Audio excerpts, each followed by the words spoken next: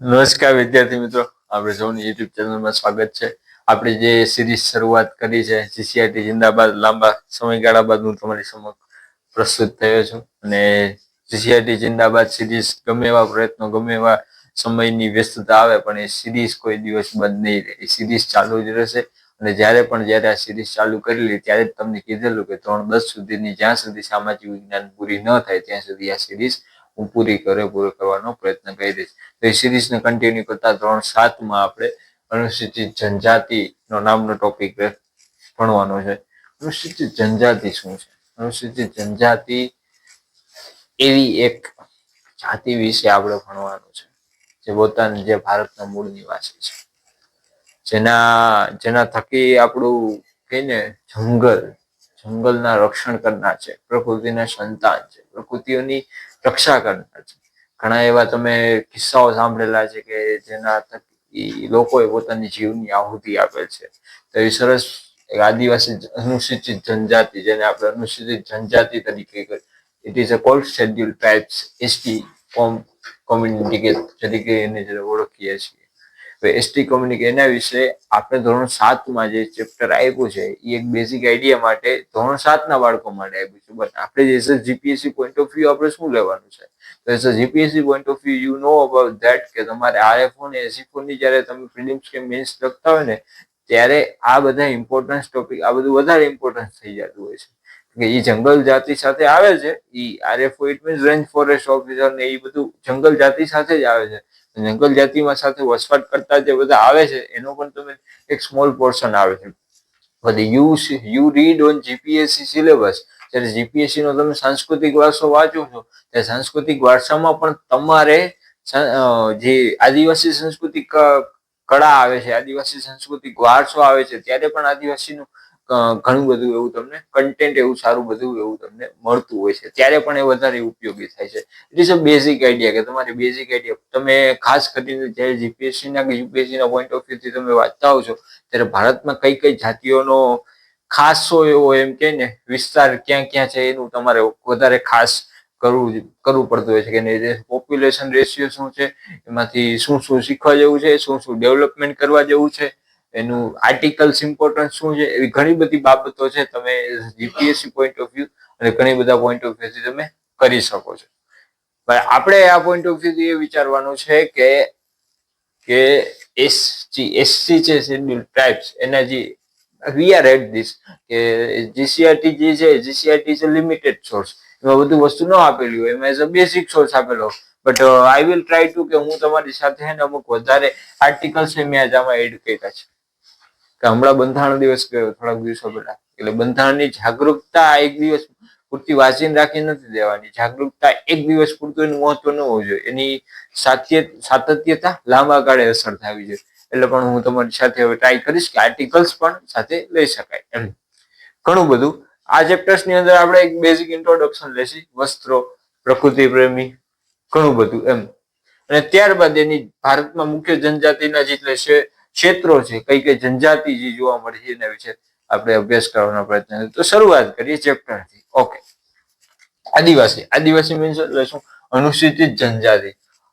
આદિ એટલે જૂના સમયના જે વસવાટ કરતા હોય, વાસી એટલે વસવાટ કરનાર, જૂના સમયમાં જે જંગલોમાં વસવાટ કરનાર છે, જંગલોના રક્ષણ કરનાર છે, જે મેં પહેલે કીધું એને આપણે આદિવાસી તરીકે, જૂના વસવાટ કરનાર તરીકે ઓળખાય છે. પહેલેથી જ કબીલા પ્રથા એટલે કે નાયક, ઘણા બધા જે કબીલા, એનો એક નાયક હોય અને એમાં ઘણા બધા લોકો વસવાટ કરતા હોય. કબીલા પ્રથા, એ કબીલા પ્રથામાંથી પહેલેથી જ જંગલ પ્રકૃતિ સાથે એની આગવી ઓળખ છે. આદિવાસી સમાજ છે એની આગવી ઓળખ છે. જંગલ સાથે જોડાવું, એની વસ્તુઓ એમાંથી બનાવી, એ જંગલનું રક્ષણ કરવું, પ્રકૃતિઓ સાથે જોડાવું, એની ઓળખ છે. એ આગવી ઓળખના કારણે એટલા બધા એમ કે ને સરસ મજાનું આપણે કહીને તો ગમે એટલા વખાણ કરીએ ને એટલા ઓછા. એની આગવી ઓળખ છે. તમે જયારે જીસીઆરટી ના તમે પોઈન્ટ ઓફ વ્યૂથી તમે વાંચો ને, જીસીઆરટી જયારે ચેપ્ટર્સ તમે રીડ કરો ને એટલે આ વર્ડ વધારે આવે છે, આગવી ઓળખ. અને તમે જયારે મેન્સ ઓરિએન્ટેશન થી તમે જયારે ક્વેશ્ચન લખતો હો ને ક્વેશ્ચન તમે જ્યારે લખો છો ને તો યુ એડ ધીસ, કે તમે જ્યારે એની વિશેષતાઓ લખો છો ત્યારે તમે એની આગવી ઓળખો છે એ બધી તમે જંગલો છે, પ્રકૃતિઓ છે, એવી બધી સિમ્પલ સીસી ના મેન્સમાં તમે લખી શકો છો. હમણાં સીસી ની મેન્સ પણ આવે છે, એટલે સીસી ના મેન્સમાં ઇન કેસ એવા ક્વેશ્ચન આવે, ઇન કેસ એવો ક્વેશ્ચન આવી જાય તો યુ એટ ધીસ તમે એને લખી શકો છો કે જંગલો, પ્રકૃતિઓ અને વારસદારો, એવું બધું એમ. એના ખેતી, જીવન નિર્વાહ, પશુપાલન, એના માટે. હવે આદિવાસી સંસ્કૃતિ એવી મહાન સંસ્કૃતિ છે કે એમાં કે કોઈ પણ ખેતી થાય અને ખેતી પછી જે એની કોઈ પણ પાકનો ઉત્સવ મનાવવામાં આવે કે પાકને ઉત્સવ મનાવે, એના ઉપરથી પણ ઘણા તહેવારો અને ઉત્સવો બધા આવે છે. હું આઈ વિલ ટ્રાય કરીશ કે આદિવાસી સંસ્કૃતિ ઉપર અમુક 2-3 લેક્ચર્સ એવા મોટા રેકોર્ડ કરી અને તમને આપી શકું, જેથી તમને આઈડિયા આવે કે કેવી સંસ્કૃતિ આદિવાસી. કારણ કે ગુજરાતનો આદિવાસી સંસ્કૃતિ બહુ મોટો છે, 6-7 કલાક આરામથી થઈ શકે. એટલે આપણે ટ્રાય કરશું બીજા લેક્ચર્સમાં. એટલે એનું ખેતી ને જીવન નિર્વાહ, પશુપાલન, જે જંગલ સાથે જ બધી વસ્તુ જોડાયેલી છે. ત્યારબાદ એની પ્રકૃતિ પ્રેમી, ડાંગના મેળામાં ડાંગનો મેળા તમે જોશો, ડાંગ દરબાર અને ગુજરાતના કેટલાય મેળામાં સરસ મજાના લોકગીતો છે. પણ ક્વાંટ છોટાઉદેપુરનો, પછી ગોળગધેડાનો, પછી એવા ઘણા બધા ગુજરાતના આદિવાસી સંસ્કૃતિ સાથે સંકળાયેલા મેળા છે. એમાં તમે પ્રકૃતિ પ્રેમીના ઉદાહરણ, પ્રકૃતિ પ્રેમીની ભાત, એની વસ્તુઓ, એ બધું તમને જોવા મળે છે અને તેથી એનાથી તમે પરિચિત થઈ શકો છો. પછી તમે જાઓ ને તો આદિવાસી સંસ્કૃતિના પટ્ટામાં નર્મદા અને ડેડિયાપાડા વિસ્તારમાં એવા, એટલે એવી ઘણી બધી બજાર હાટ પણ ભરાતી હોય છે. એ બજાર હાટ એટલે કે બધી વસ્તુઓ અહીંયા સાંસ્કૃતિક ક્ષેત્રે તમને બધી સમજાય કે એ કઈ વસ્તુનું મહત્વ શું છે. એ પણ ગુજરાત સરકાર એ બાબતે ઘણો બધા પ્રયત્ન કરતી હોય છે. પછી ડાંગ દરબાર. હવે આ ડાંગ દરબાર છે ને, ડાંગ દરબાર એક એવી પ્રથા છે, જયારે કબીલા પ્રથામાં લોકો રહેતા ને એટલે એવું થતું કે હોળીનો ઉત્સવ, જેમ વર્ષાસન એટલે વર્ષા આવે અને પૂરું થાય અને હોળીનો તહેવાર ઉજવાય, અને હોળીનો તહેવાર ઉજવાય એટલે બધા ભેગા થાય અને એક ઉત્સવ મનાવવામાં આવે છે, જેને ડાંગ દરબાર તરીકે ઓળખવામાં આવે છે. પણ એવું થતું કે 1842માં છે ને, અંગ્રેજોએ સત્તા નાયકોને આપી દીધી છે. એના કબીલા પ્રથાના હોય એના નાયકોને આપી દીધી. એ નાયકોથી પછી જેમ જેમ સમય વીતતો ગયો, એ નાયકોને સત્તા આપી એટલે એને સાલિયાણું મીન્સ પૈસા. નાયકોને પૈસા આપવા માંડ્યા એમ, એના વિસ્તારોમાં એમ. એ પૈસા પછી એ જ પ્રથા જે બ્રિટિશરોએ ચાલુ કરેલી, એ જ પ્રથા હવે ગુજરાત સરકારે સાલિયાણું આપે છે કે જયારે દર વર્ષે હોળીનો તહેવાર હોય છે ત્યારે કલેક્ટર છે ડાંગ કે કોઈ પણ આદિવાસી પટ્ટાના જે કલેક્ટર હોય છે તેને સાલિયાણું આપે છે. પ્રથા, આ સરસ મજાની પ્રથા છે. હજી પણ સાલિયાણું અપાય છે અને દિવસે ને દિવસે સાલિયાણું જે રકમ છે એમાં દિવસે ને દિવસે વધારો થાય છે. આ પટો એ 1842માં જયારે અંગ્રેજોએ ડાંગ દરબારની જે આ પ્રથા છે એને એક નવું સ્વરૂપ આપેલું એમ. ભારતમાં મુખ્ય જનજાતિના ક્ષેત્રો.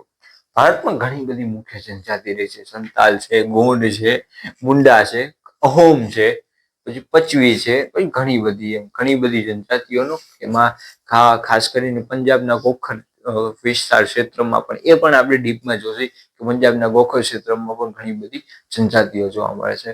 બટ હવે it is important for any ST હોય, એસસી હોય કે કોઈ પણ હોય, આર્ટિકલ્સ ઇમ્પોર્ટન્ટ છે. તો આપણે આજે આર્ટિકલ્સ પણ જોશું. આર્ટિકલ શું છે? પેલું કે આર્ટિકલ 15. આર્ટિકલ 15 શું છે? આર્ટિકલ 15 એમ સમજાવે છે કે અનુસૂચિત જનજાતિ કોને કહેવાય, અનુસૂચિત જનજાતિની વ્યાખ્યા, બધા પ્રકારની સમાનતા, લિંગ, વચન, જાતીય સમાનતા, બધી પ્રકારની સમાનતા આર્ટિકલ 15 દર્શાવે છે. પછી આર્ટિકલ 17 અનટચેબિલિટી. આભડછેડ છે, જે આભડછેડ ન કરવી જોઈએ, આ આર્ટિકલ 17 ઇટ ઇઝ ઓલ બે માટે આ વસ્તુ સરખી છે, એસસી અને એસટી માટે. આર્ટિકલ 17 આભડછેડ અને 19(5) it is a protection about ST caste, કે જે એના ઉપર અત્યાચારો થાય છે, એના ઉપર જે પણ કોઈ પણ પ્રકારની અત્યાચારો, તમે કોઈ પણ હિંસક અત્યાચારો છે એની પ્રોટેક્શન માટે આર્ટિકલ 19(5) કરીને પ્રોટેક્શન માટે એક આર્ટિકલ છે. ત્યારબાદ આવે છે આર્ટિકલ 46 ડીપીએસપી. રાજ્ય નીતિના માર્ગદર્શક સિદ્ધાંતો DPSP. એના માટે આર્ટિકલ 46 એ પણ વધારે ઇમ્પોર્ટન્ટ છે ભાઈ. આર્ટિકલ 244 એડમિનિસ્ટ્રેટિવ વર્ક છે, જે એની રાજ્ય વ્યવસ્થા છે એનું એડમિનિસ્ટ્રેટિવ વર્ક છે. હવે એવું છે કે ભારતના અમુક જે રાજ્યો છે એમાં આદિવાસી સંસ્કૃતિ વધારે ખીલી ઉઠે છે, અને એ ખીલી ઉઠી છે એ આપણા માટે ગર્વની વાત છે. અને એવા અમુક રાજ્ય છે જેને ફિફ્થ શેડ્યુલ અને સિક્સ શેડ્યુલમાં એડ કરવામાં આવે છે. મેઘાલય છે, અસમ છે, નાગાલેન્ડ છે, પછી લદ્દાખ છે. લદ્દાખ છે નહીં, પણ લદ્દાખને ફિફ્થ અને સિક્સ્થ શેડ્યુલમાં લદ્દાખને ફિફ્થ અને સિક્સ્થ શેડ્યુલમાં એડ કરવા માટે પ્રયત્ન કરવામાં આવે છે. સોનમ વાંગચુક છે, સરસ મજાના છે, એ ઘણો એવો સંઘર્ષ કરી રહ્યા છે, પ્રકૃતિ પ્રેમી છે, પ્રકૃતિ માટે ગર્વ થાય આવા લોકો ઉપર કે આ લોકો બધા લડી રહ્યા છે. ફિફ્થ અને સિક્સ્થ શેડ્યુલ એના માટે. પછી આર્ટિકલ 275 છે એ એરિયાનું ડેવલપમેન્ટ છે. આર્ટિકલ ફિફ્થ અને સિક્સ્થ શેડ્યુલ છે એનું કઈ એરિયાનું ડેવલપમેન્ટ થઈ શકે, એનું એડમિનિસ્ટ્રેટિવ વર્ક છે કેમ સારામાં સારી રીતે કર્યું. It is article 275 in 1. Article 335 છે એ રિઝર્વેશન છે કે લેજિસ્લેટિવ એસેમ્બલી છે, રાજ્યસભા અને લોકસભામાં કે એસટી કોમ્યુનિટી છે એના કેટલા સાંસદો છે એની રિઝર્વેશન બાબતે તમને નોટ કરે છે. ત્યારબાદ આર્ટિકલ 338 છે. આર્ટિકલ 3 છે national council four scheduled tribes.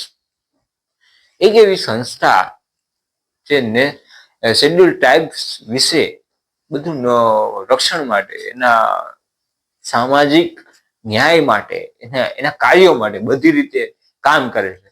National commission for scheduled tribes. It is 89th બંધારણીય 79મો બંધારણીય સુધારો છે. એના 2003માં સુધારો છે, એટલે જ મેં 2003 એડ કર્યું. 2003માં સુધારો થયો છે અને NCST national commission for scheduled tribes એની રચના થયેલી છે. આ બધી વસ્તુ છે, આ બધા આર્ટિકલ છે ને ઇમ્પોર્ટન્ટ છે બધા ઉપર. તમે હવે બધી રીતે તમે હવે ગવર્મેન્ટ એક્ઝામ્સ નું છે ને દિવસે દિવસે વાઇડ થતું જાય છે, એનું કઈ નક્કી નથી રહેતું. તમે ગમે એ રીતે તમને પૂછી લે તો એક ટોપિક માંથી ઢગલો પૂછી લે, ન પૂછે તો એ ટોપિક માંથી પછી કાંઈ નથી પૂછતા. તો આપણે ભારતની જુદી જુદી જાતિઓ વિશે અભ્યાસ કરશે કે ભારતમાં કઈ જુદી જુદી જાતિઓ કરે છે. મેં તમને પેલા એક રિમાઇન્ડર આપેલું, હમણાં કીધેલું કે પંજાબની 2 જાતિ, ખોખર ને ગખર. પેલા જ કહી દઉં, કારણ કે માણસ માત્ર ભૂલને પાત્ર. જાતિ શબ્દ છે ને, જાતિ શબ્દ એ ક્યાંક ને ક્યાંક સોમવાન સાથે ભારતમાં જોડાયેલું છે. પણ ઇન કેસ જો આમાં કોઈ પણ જાતિના નામ, કોઈ પણ જાતિ છે આદિવાસી, I respect them all caste and all religion. ક્યારેક કોકથી બોલવામાં ઇન કેસ કોઈ પણ જાતિનું નામ મિસપ્રોનાઉન્સિએશન થઈ જાય તો માફ કરજો પહેલા જ, કારણ કે I have no idea about that. Okay, બધું સર્વસ્વ માણસ કોઈ ન હોઈ શકે, એટલે આ વાત ક્લિયર કરવી ફર્સ્ટ છે અમારા.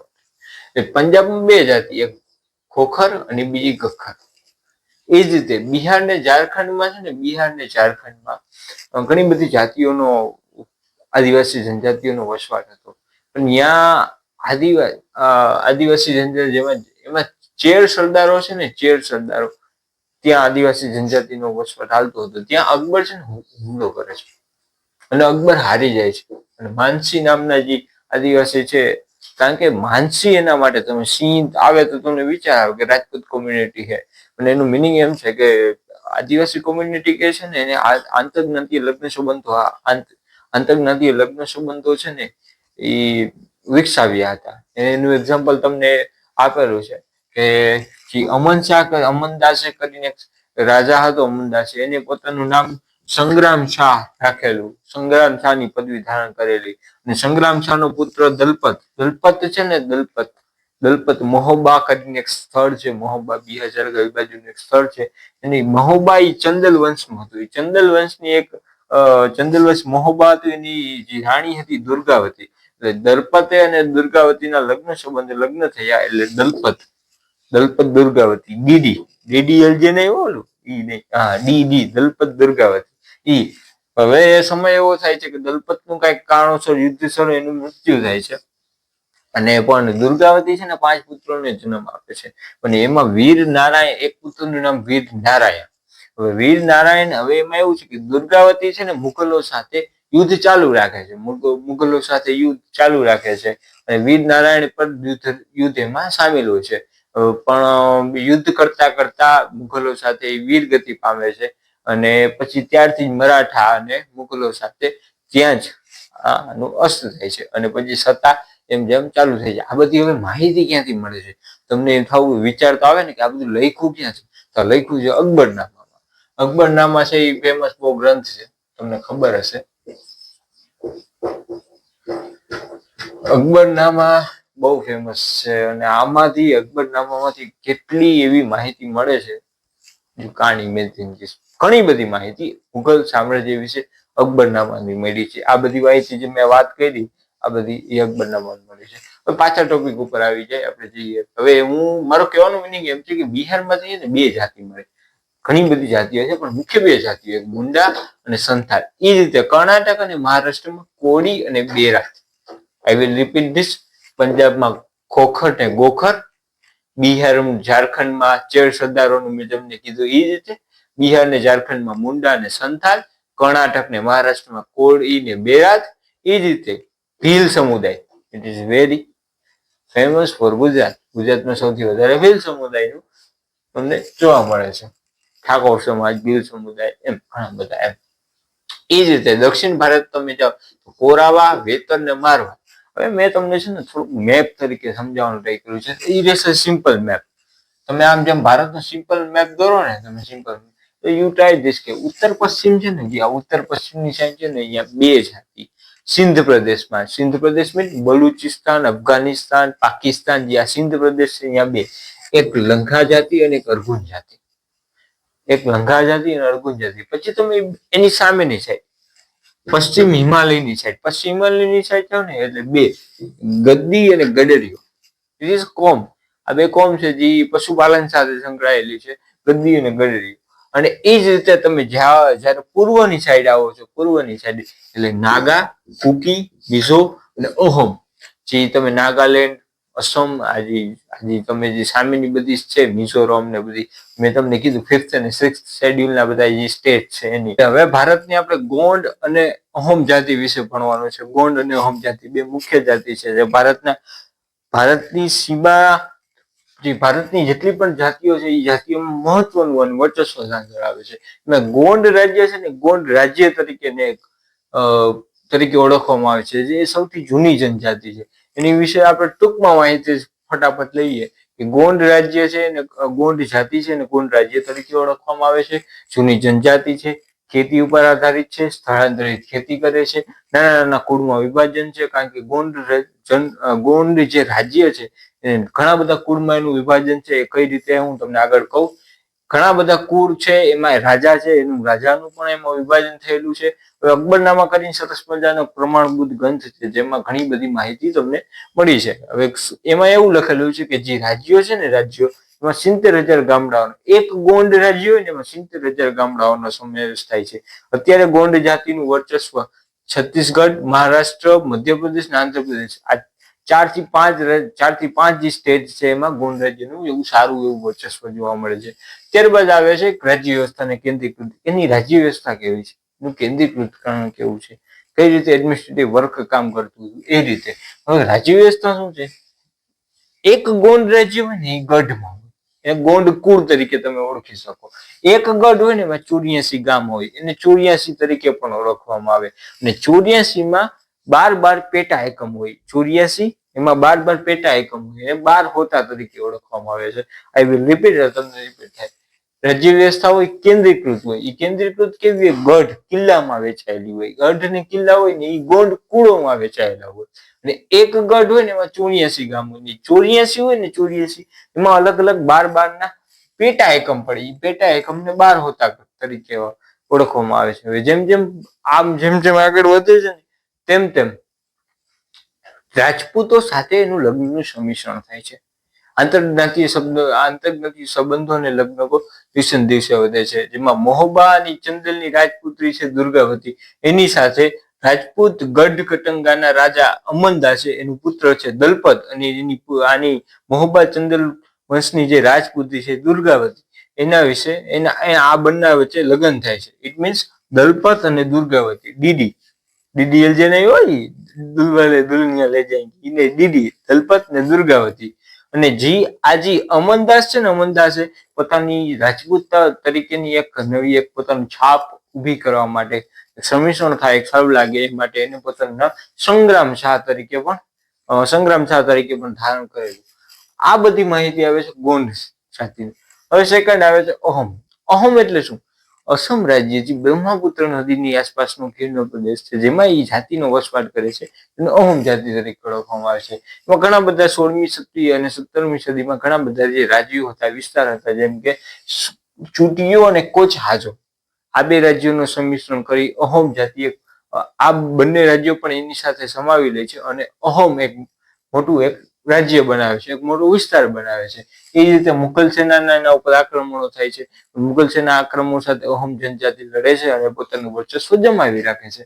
ત્યારબાદ હવે એવું થતું હોય છે કે અહોમ જનજાતિ છે ને, અહોમ જનજાતિમાં બળજબરીપૂર્વક શ્રમનું કામકાજ આવે છે, એને શ્રમ કરાવવામાં આવે બળજબરીપૂર્વક, જેને પાઇક તરીકે ઓળખવામાં આવે છે. અને આ શ્રમ છે ને, પાઇક જ્યારે કાયદા વ્યવસ્થા બને છે, જ્યારે થોડોક સમય એવો પસાર થાય છે, સમાજ સુવ્યવસ્થિત થાય છે, ત્યારે બળજબરીપૂર્વક પાઇકનું જે શ્રમ છે એ ઓછું કરવામાં આવે છે. પુરુષો ખેતીઓ કરે છે, સ્થળાંતર કરે છે, સુવ્યવસ્થિત આખો સમાજ બને છે, એ રીતે કાયદાઓ બને છે. હવે મેં તમને આની પહેલા કીધું કે ગોંડ રાજ્ય અને અહોમ રાજ્ય છે ને, કુળોમાં વિભાજન થયેલું છે.